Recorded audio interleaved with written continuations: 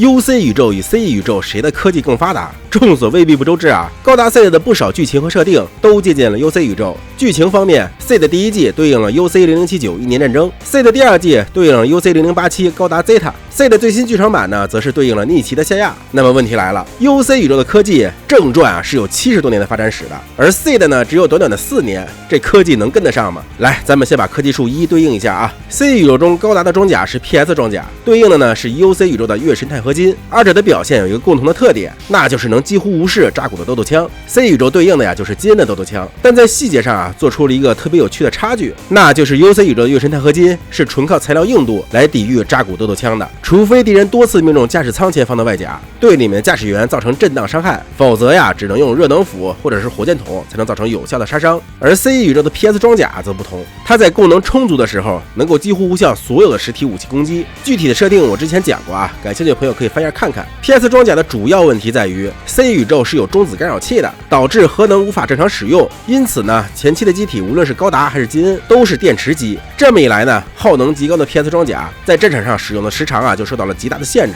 而且在多次受到敌人的攻击以后呢，待机时间会进一步减少。顺带一提啊， UC 宇宙前期的光束步枪大多数都是独立能源舱的，而 CE 呢则是由机体直接供能的，这也进一步加剧了机体能量的消耗速度，也使得战场的局势呢会变得更加紧张。我记得以前每次看到吉拉把强袭玩没电的时候，心里都老慌了。这一点的改动啊，我觉得还是相当成功的。再加上高达 Seed 中啊一上来都是高达内斗，比起元祖性能压制扎古的局面，那可是艰难多了呀。就像阿姆罗说的，前期他就是被元祖 AI 带飞的，自己只不是按照提示扣动扳机罢了。但吉拉面对的呀，可是连走路都走出小儿麻痹感的 OS， 要自己手动调整强袭才能发挥出超出其他高达的性能。像吉拉这样前期是靠主角来带飞机体的设定，纵观整个高达剧啊也是比较少见的，大多数呢都是阿姆罗那种被高达带飞，然后主角一点点成长的模式，这也算是高达 C 的剧本的特色之一吧。接下来说说武器方面，最大的不同就是光束军刀了。UC 宇宙的光束军刀类似于荧光棒，外侧是由艾力场形成的塑形结构，而中间呢则是填充的高热等离子体。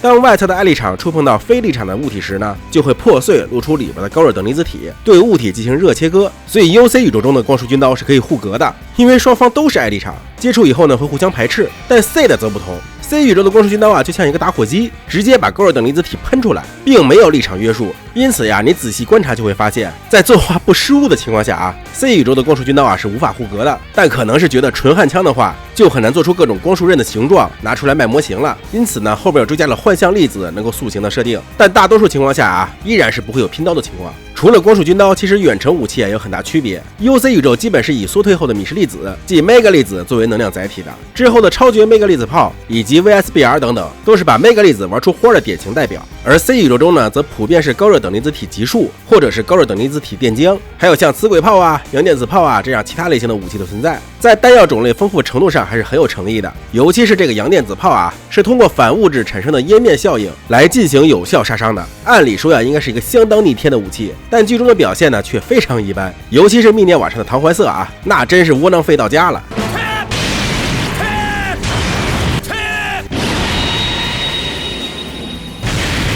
可以说 UC 虽然主武器种类单一，但研究的透彻，花样也更多。CE 宇宙虽然种类丰富，但每种呀都像是浅尝辄止的感觉。再来看看光束盾啊，UC 宇宙的光束盾表现形式都大差不差，基本呀都是光束军刀平铺展开以后的原理，艾力场防光束，高热等离子体消融实弹。而 CE 宇宙的光束盾最早的雏形啊是王八要塞的那个力场盾，可以靠力场斥力摧毁一切打过来的物理或是能量攻击。后面呢还发展出了对阳电子炮特效的光束盾，以及 MS 搭载用的小型光束盾，且基本都具有一定的物理和能量双免疫的效果。MS 物理免疫效果可能差一点啊，那还可以在里边搭配一个物理盾，弥补这方面的短板。所以说光束盾方面还是 CE 宇宙更胜一筹。接下来啊，对比一下大气圈内飞行的科技。UC 早期的机体啊都是不能飞的，大气圈内空战是需要辅助踏板来实现的。UC 正传中呢，从0079到0087花了8年的时间，才出现了能够在大气圈内独立飞行的机体，而且呀还是要你 MA 形态才能够稳定飞行。MS 形态啊，只有拜亚兰这种极简风的窜天猴，基本上就是火箭上面绑了一个简陋的四肢，空战能力还是非常有限的。到了0105年，米诺夫斯基漂浮装置小型化以后，后，才出现了真正意义上的空战 MS。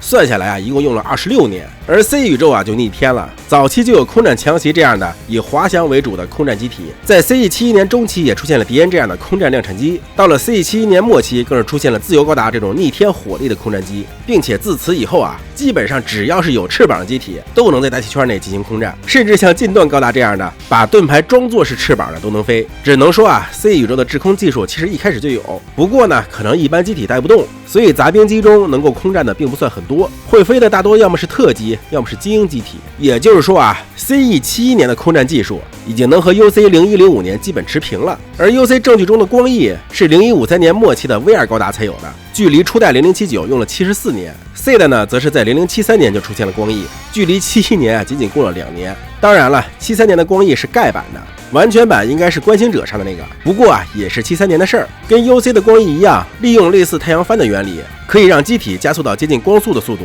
不过 UC 的光翼是明确说了加速到80%光速，而 CE 呢，我是没有看到详细的数据啊。最后再来说一说其他的一些技术吧，像变形相关的技术 ，UC 宇宙也是铺垫了各种骨架设计以及磁附膜的应用以后，才在0087年研发出标准高度的可变形机。而 CE 宇宙呢，则是在73年一股脑的就出现一堆可变形 MS。至于战场替换部件的技术 ，UC 也是0153年的 V 高达才把这个技术完善 ，CE 呢，则是73年就可以自由替换了。要说最能拉开技术差距的，其实啊是浮游炮与龙骑兵。浮游炮是以赛可缪系统为基础，借由精神感应框架，以米氏粒子为通信媒介进行操控的；而龙骑兵呢，是以神经系统为基础，在 AI 的辅助下，以幻象粒子为通信媒介进行操控的。二者原理看起来是不是差不多呀？但差就差在这个精神感应框架上面了，因为这玩意儿在0096年的插叙故事中给弄成神棍发生器了，这直接从斗科技变成斗法。C 宇宙是真的是插不上话了，毕竟呀，就算是剧场版中表现夸张的飞帆强字，在设定中呢，也不过是科技上的突破，跟神棍呢还是比不了一点的。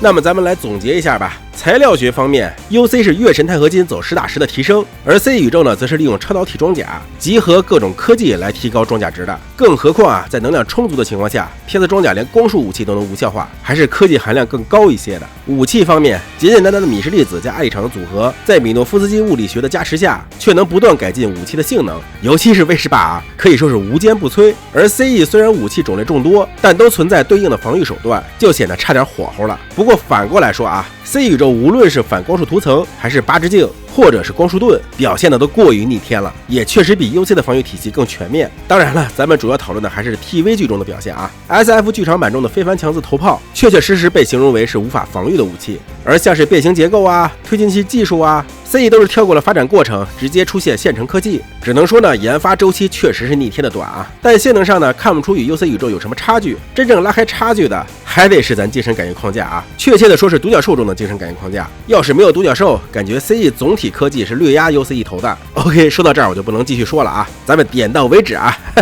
好了，今天视频这么多，希望大家多多点赞支持，我们下期再见。